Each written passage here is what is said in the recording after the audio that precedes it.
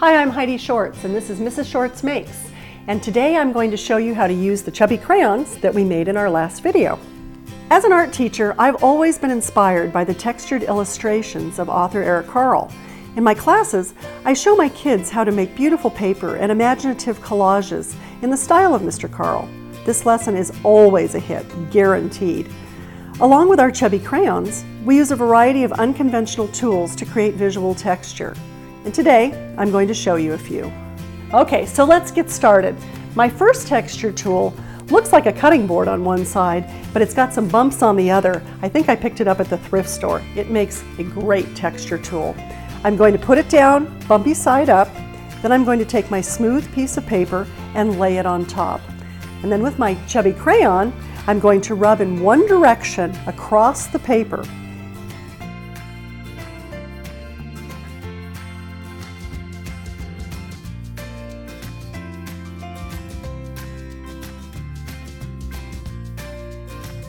And now we've taken a smooth piece of paper and it looks like it's bumpy instead. So now we're going to do another sample. I'm going to choose another color and another texture.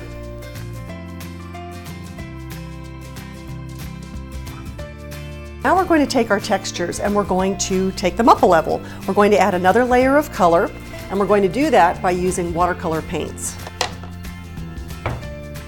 For my purple sample, I'm going to be using some blue paint because I want kind of a low contrast combination of colors.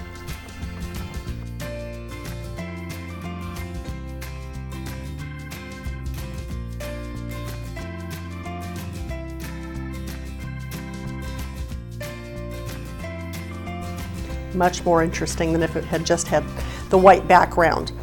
Now I want more of a high contrast combination of colors, so with my yellow, I'm going to be using some black paint.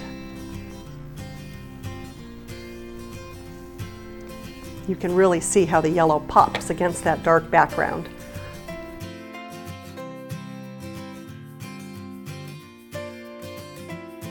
After you've painted all your papers, you're going to have a really great collection of colors to choose from.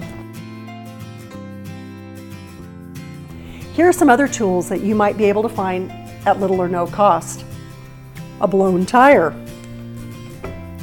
a metal grate,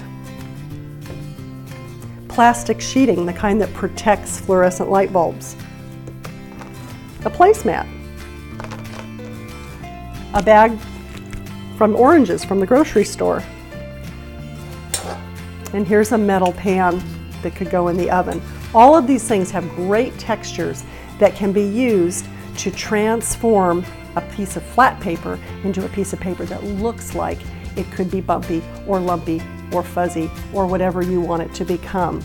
Now here's where your kiddos really get to use their imaginations. They're going to take a look at their papers and they're going to be thinking about what they remind them of. You can ask them questions like, does this remind you of something under the sea? Does it remind you of something in outer space?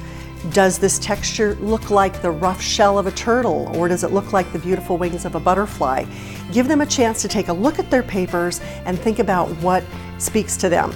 Each piece of art will be unique because each child is unique and they will see something different in the patterns and in the colors that they've created. After your kids get excited and start to think about what kind of things they see in their pictures, this is where we go back to Eric Carle and we think about his inspiration for creating collage. We're going to be cutting out large pieces of our papers and then putting them back together like a puzzle to create a picture. Once your kids have decided what they want to create, now it's time to cut out the pieces, put them together like a puzzle, and create their picture. What I like to recommend is that they trace or draw their shapes nice and large, and for some of their textured papers it's really dark on the front, and so it's easier to turn it over to the back side where they can see what they've drawn, and then it's much easier to cut out.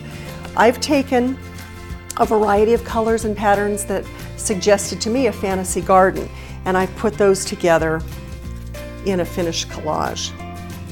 Your kids will come up with some amazing ideas that you hadn't even considered, and half the fun of this is the process rather than the final project. They'll have so much fun putting it together and doing that.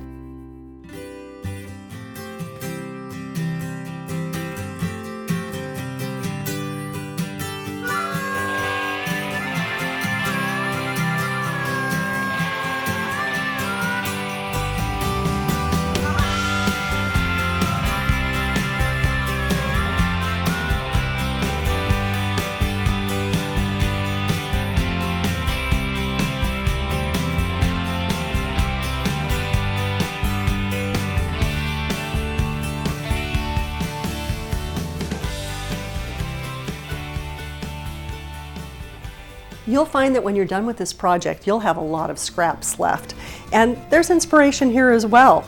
You can take bits of these beautiful colors and you can help your kiddos to create some beautiful greeting cards that they can send to Grandma and Grandpa, or they can take some old empty cans from around the house and cover those and turn them into really interesting new containers to help them stay organized. Thanks so much for watching today. Be sure to click below to subscribe. Okay, so let's